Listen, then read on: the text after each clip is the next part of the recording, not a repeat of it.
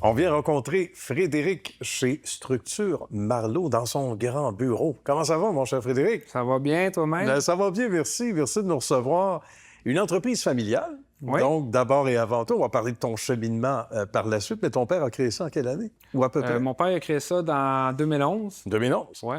Bien. Puis, c'est ça. Moi, dans le fond, j'ai travaillé avec lui à partir de 2012. Fait que j'étais relativement jeune. Puis, j'ai continué avec lui jusqu'en 2018, juste D'accord. avant la pandémie. Je suis parti de mon côté à mon compte pour créer ma propre entreprise. Bon.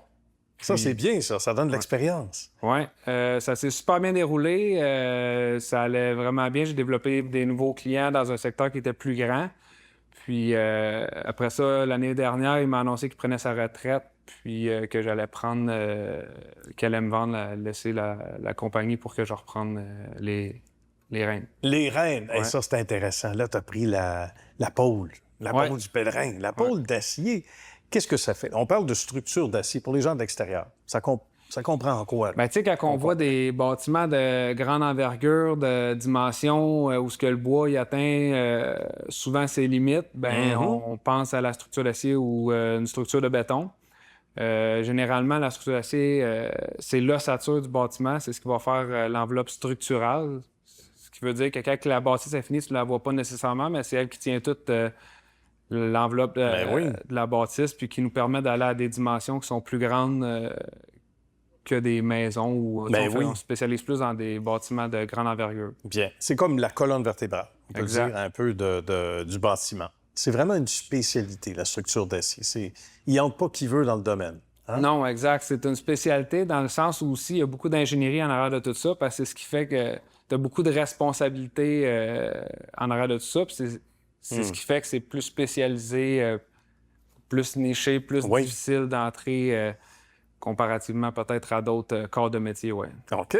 Parle-nous des projets sans les identifier, sans nommer les gens nécessairement, même si on aimerait ça. On a des Mais projets... style de projet, là, par exemple. On a des projets qui peuvent être de 1000 pieds par 300 pieds. On peut avoir des projets qui ont 100 pieds de hauteur. On peut avoir des projets multi-étagés avec 6 étages. On peut avoir souvent des projets de maisons résidentielles où ce que justement, encore une fois, le bois, il n'est pas capable de... parce qu'il y a trop des grosses fenestrations la sur le bord hauteur du lac. aussi, etc. Ouais. La hauteur, etc.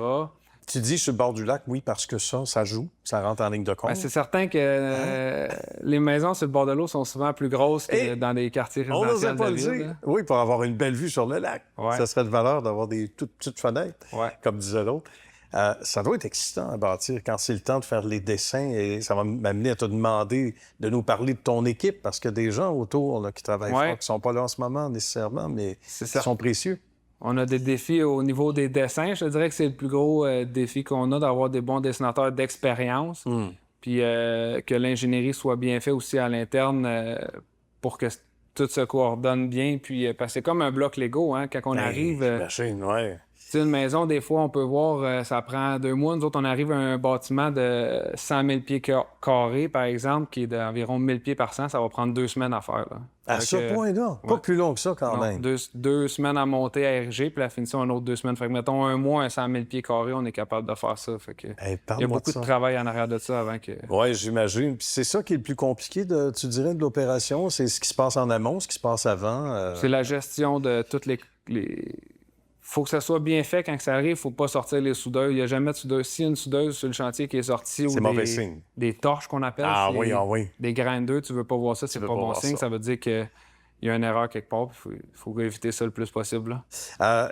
De tous ces beaux projets-là, est-ce qu'il y en a qui t'ont rendu encore plus fier? Parce que là, tu es là quand même depuis un certain nombre d'années, puis sans nécessairement identifier le projet, mais le style de projet où tu t'es dit, wow, il y a de quoi se bomber le torse, il y a de quoi être très, très fier. C'est sûr que là, dernièrement, on a eu des gros projets où quand c'est nouveau, c'est des gros défis qu'on n'a jamais fait, ça challenge l'équipe, ça vient tweaker un peu tout le... Ouais.